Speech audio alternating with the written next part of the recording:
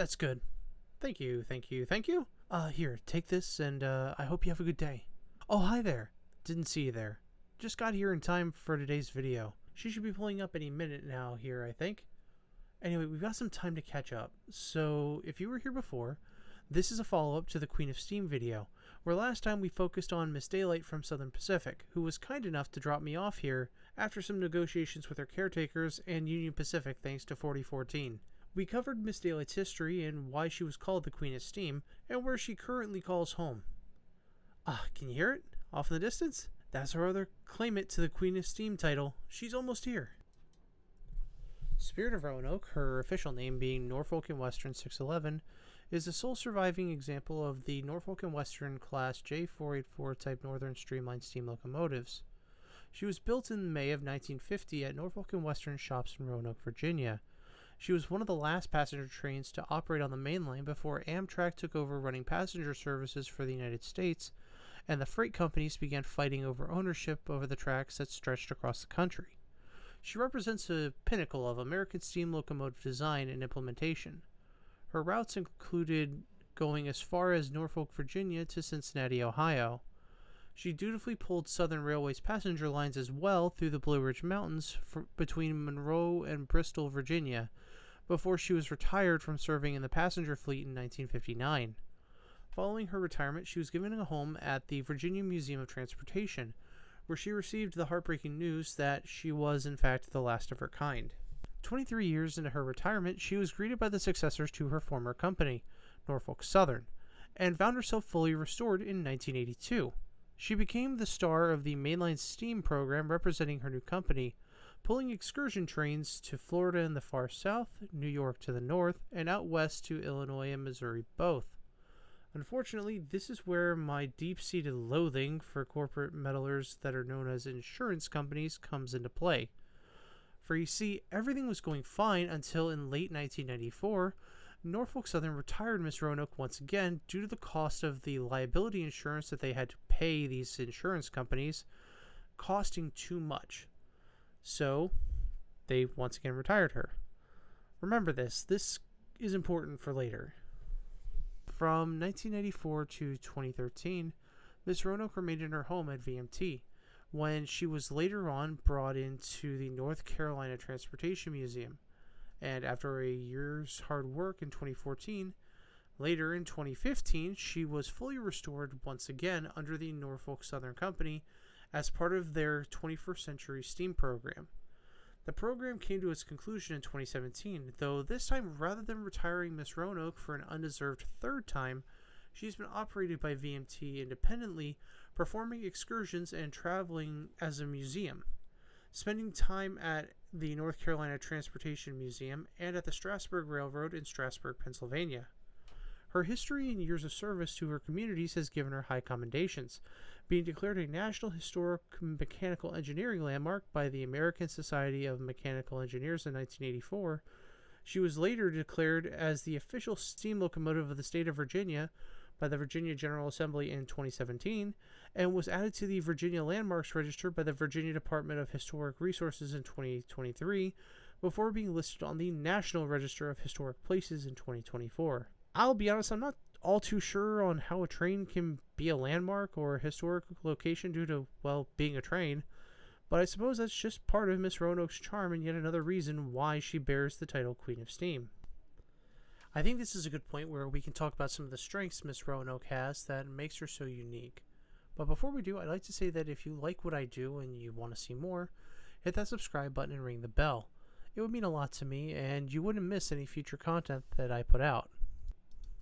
For starters, in terms of reliability, she has the honor of being part of the class that is known for being the most reliable steam locomotives that were ever created by Norfolk and Western.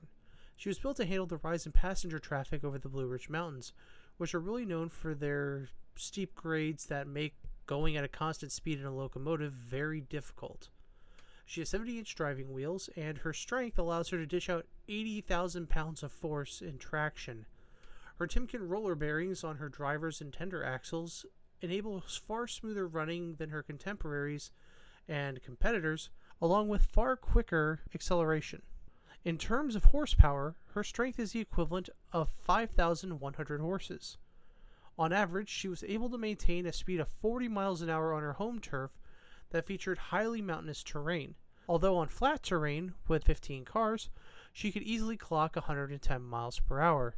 And according to her designers, she could easily go 140 miles per hour on her own, as just the engine and her tender.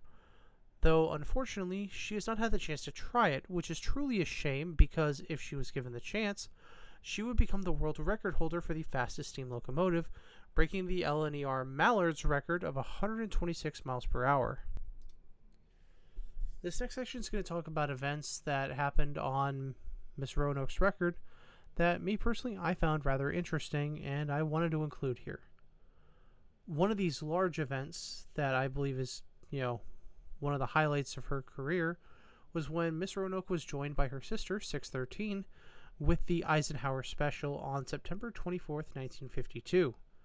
The route went from Columbus, Ohio to Canova, West Virginia, carrying the once Allied Supreme Commander, now presidential candidate, to the different towns and stations that were along the route.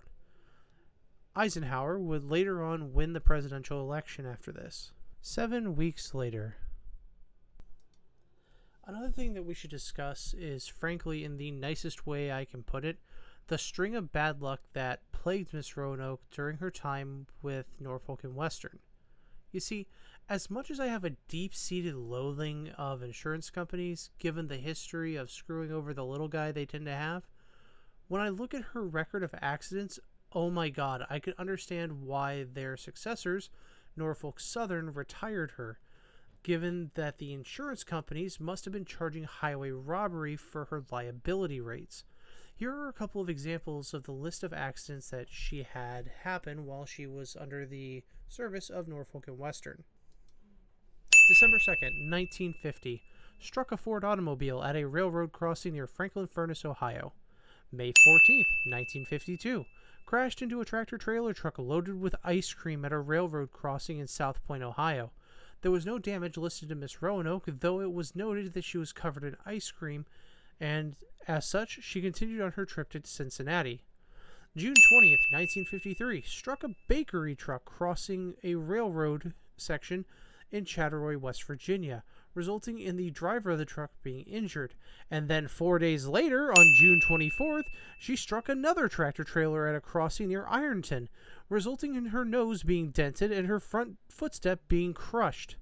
And these are only 4 out of the 9 incidents on record, with a total of 7 of the 9 accidents that she was involved in being caused because idiot drivers for some reason think they can somehow beat a train going at its slowest 40 miles an hour or at its fastest 110 miles an hour at a railroad crossing. None of these 7 incidents were Miss Roanoke's fault, and furthermore, I would argue that even the remaining 2 incidents aren't her fault either, and should be chalked up to mistakes made by her engineer or the poor decisions by Norfolk Southern not to upgrade the passenger car she pulled with tight lock couplers.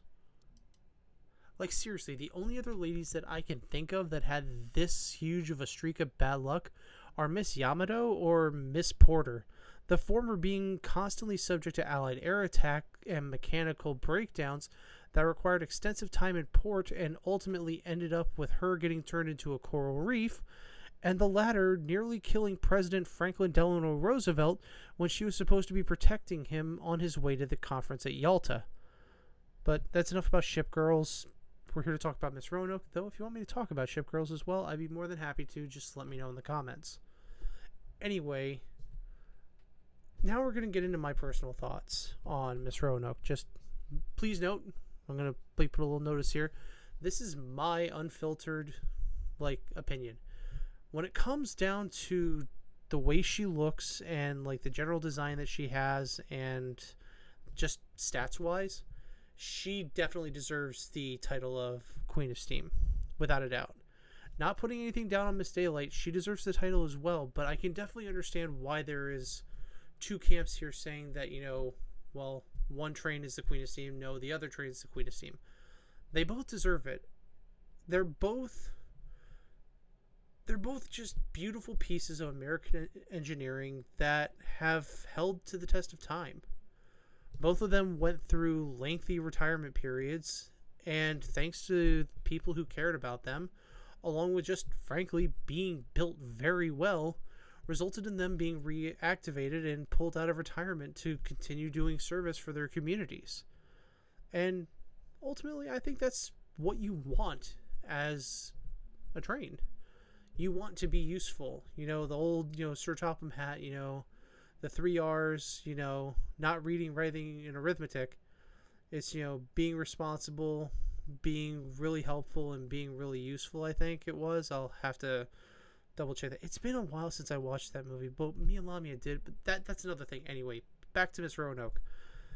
So, given just the way she looks and just the history she has, I completely understand why she's been listed as a, rolling landmark and, is on the National Registry for Historical Places.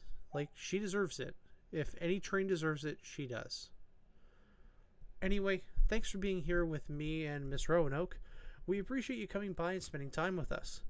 The next video is going to be on the Pennsylvania T1 and her current plans to take the steam speed record for the USA from the British.